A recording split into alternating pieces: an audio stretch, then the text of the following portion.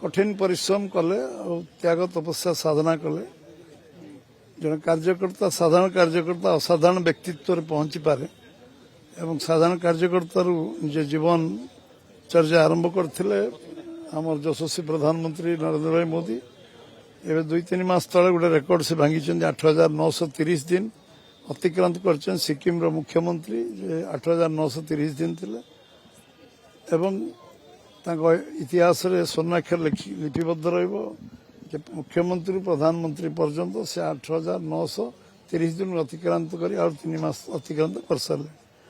एवं आज समस्त आज जो आम आज बाबा लिंगराज महाप्रभु पाखे आज पूजा अर्चना करने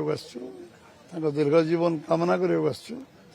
जे गत काली 4,399 दिन से संपूर्ण कले एवं लगातार प्रधानमंत्री भाव में निर्वाचित प्रधानमंत्री भाव में कार्यकाल आज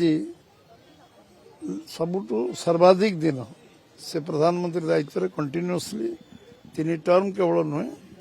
आमर पूर्व प्रधानमंत्री पंडित नेहरूंकर समय सीमा को से अतिक्रम कर गोटे दिन विश्राम नहीं ना छुट्टी नहीं ना एवं निरविच्छिन्न भाव कठिन परिश्रम एवं जो संघर्षमय समय देश कोरोना भली गोटे समस्या ओवरकम करवा एवं सबु समस्या को समाधान करने दिगरे आज देश चतुर्थ अर्थनीति रे पहुंची आज भारतवर्ष रे कोरोना को से जो भली भाव में सामना कले एवं देश रे जो 25 कोटी लोक दारिद्र्य सीमा रेखा ऊपर आनी एवं आज 370 धारा उठेवा 35 से उठेवा ऐतिहासिक निष्पत्ति नवा 80 कोटी लोकों को 6 वर्ष 7 वर्ष 8 वर्ष धरी गरीब कल्याण योजना विभिन्न कार्यक्रम नवा एवं सबू कार्यक्रम जब साधारण लोक तादर वंचित हेबेनी एवं तापर भी देश को 4 नंबर जगार विश्व में पहुंचेगा आहरी भगवान शक्ति दिंतु एवं तांको आम ओडिशा प्रदेश तरफ भारतीय जनता पार्टी भुवनेश्वर जिला तरफ आज महाप्रभु आमर लिंगराज महाप्रभु पाखे आम समस्ते से प्रार्थना करने पूजा करने एवं समस्त को समस्ते आम संकल्प को जे सांगे सहयोग करवा लंबा जीवन से आहरी देशर सेवा करूँ आहरी बहुत समस्या समाधान करूँ देश को विश्वगुरु पहुंचापी विकसित भारत संकल्प 2047 अच्छे पूरा करने लिंगराज महाप्रभु शक्ति दिंतु जो मैंने कहते विफलतार 2 वर्ष पचार विफलता कौन कौन आम रही सफलता कौन कौन से 24 वर्ष भर करते 15 वर्ष भर करते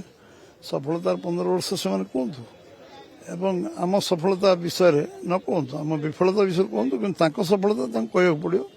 जे आमर विफलता कहे भी 15 वर्ष सफलता गोटी गोटी कर पड़ो ए माटी नुहे सारा भारत वर्ष रे एक कार्यक्रम चालुची आज भुवनेश्वर लिंगराज प्रभु श्री लिंगराज मंदिर पाखे आम प्रार्थना करुचु प्रदीप प्रज्वलन करी प्रभु एभली एक श्रेष्ठ नेतृत्व को जे आज 75 वर्ष रे दिन को 16-17 घंटा परिश्रम करी देश को आगु को नवा पाई जो प्रचेष्टा चलैचंती तांको दीर्घजीव करंतु तांको स्वास्थ्य ठीक रहू एवं सबुठारु बड़ कथा हैला एते लंबा पॉलिटिकल कैरियर भितरे दिने छुट्टी नहीं नाहंती कौनसी दिन असुस्थ होई नाहंती छुट्टी नहीं नाहंती ए आम पाई एवं सारा भारत वर्ष पाई एक प्रेरणार वार्ता ही पारे प्रेरणार उत्स ही थाके तेणु निश्चित भावे आमे प्रभु जगन्नाथ को पाखे प्रभु लिंगराज को पाखे विभिन्न देवादेवी पाखे प्रार्थना करुचु एभली एक श्रेष्ठ नेतृत्व को जी देशवासी उत्सर्गीकृत तांकु लंबा आयु दबा संगे संगे स्वास्थ्य ठीक रहू प्रभु को सेवारे देशवासी सेवारे से एमती लगे रही।